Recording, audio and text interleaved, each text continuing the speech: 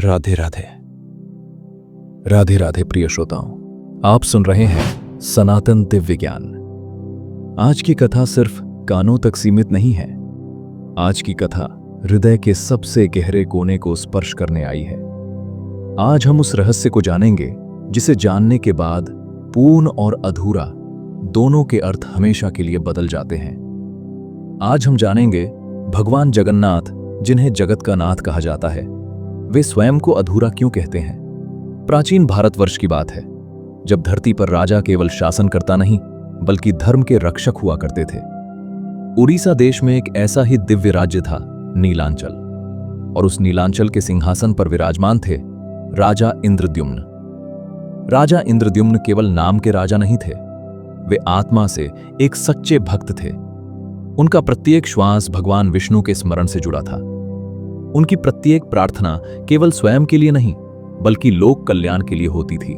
कहा जाता है, राजा इंद्रद्युम्न दिन का आरंभ विष्णु सहस्र नाम से करते थे और दिन का अंत गहन ध्यान में लीन होकर। उनके महल में सुख सुविधाओं की कोई कमी नहीं थी, पर उनका मन कभी भोग में नहीं अटका।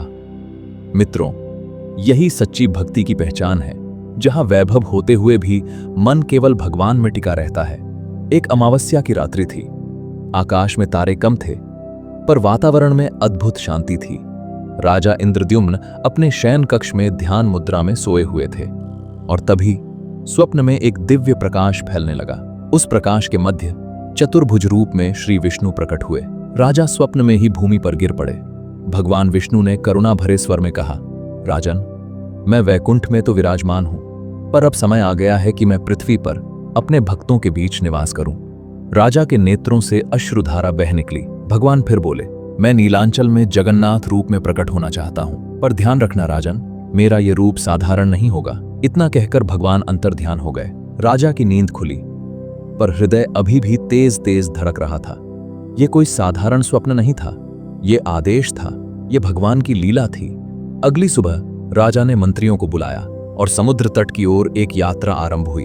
और वहां लहरों के बीच एक अद्भुत, एक अलौकिक दृश्य दिखाई दिया। समुद्र की लहरें मानो किसी पवित्र वस्तु को ससम्मान किनारे तक पहुंचा रही थीं। वो कोई साधारण लकड़ी नहीं थी, वो एक नीम का विशाल लट्ठा था, पर उसकी सुगंध, उसका तेज, उसकी उपस्थिति कुछ और ही कह रही थी। शास्त्र कहते हैं, इसे कहा जाता है दारू ब्रह्म। दारू अर्थात लकड़ी, ब्रह्म अर्थात परम तत्व, अर्थात लकड़ी में निवास करने वाला ब्रह्म। राजा समझ गए, भगवान स्वयं अपना दिव्य शरीर भेज चुके हैं। उसी क्षण एक वृद्ध शिल्पकार प्रकट हुए। उनका शरीर वृद्ध था, पर उनके चेहरे पर अलौकिक तेज झलक रहा था। उन्होंने शांत स्वर में कहा, राजन, इस दारू ब्रह्म से मैं भगवान की मूर्ति बनाऊंगा। पर फिर उन्होंने एक कठोर शर्त रखी, जब तक मूर्ति निर्माण पूर्ण न हो कोई भी द्वार नहीं खोलेगा। यदि किसी ने अधीरता दिखाई तो मूर्ति जैसी होगी वैसी ही रह जाएगी। राजा ने बिना किसी प्रश्न के श्रद्धा से स्वीकार कर लिया। मित्रों, यहीं से मानव और ईश्वर की लीला वास्तव में प्रारंभ होती है। दिन बीतने लगे। अंदर से छेनी और हथौड़े की ध्वनि आती रहती।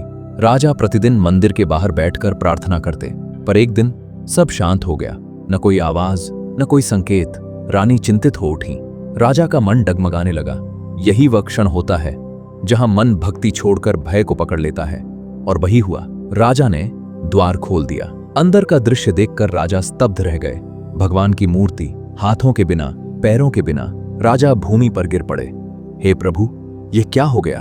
और तभी आकाश गूंज उठा, राजन, मैं अधूरा नहीं हूं। मैंने स्वयं को अधूरा दिखाया है, क्योंकि मैं उन भक्तों के लिए हूं जो आकार नहीं भाव देखते हैं, जो मेरे हाथ नहीं मेरी करुणा पकड़ते हैं, जो मेरे पैर नहीं मेरे साथ चलते हैं। इसीलिए भगवान जगन्नाथ कभी गर्भगृह में बंद नहीं रहते। वे बाहर आते हैं रथ यात्रा में। राजा हो या रंक, अमीर हो या गरीब, सब उनके लिए एक समान है। यही है भगवान जगन्नाथ का रहस्य। मित्रों, भगवान पूर्ण होकर भी अधूरा बनना जानते हैं, ताकि हम पूर्ण हो सकें। जहां अहंकार टूटता है वहीं जगन्नाथ विराजते हैं। ईश्वर मंदिर में नहीं, भाव में बसते हैं। यदि ये कथा आपके मन को थोड़ा भी छू गई हो तो समझिए, भगवान जगन्नाथ आपके भीतर विराजमान हो चुके हैं। ये कथा यहीं समाप्त नहीं होती, ये आपके हृदय में आरंभ होती है। मिलते हैं अगली कथा में सनातन दिव्य ज्ञान के साथ। जय जगन्नाथ।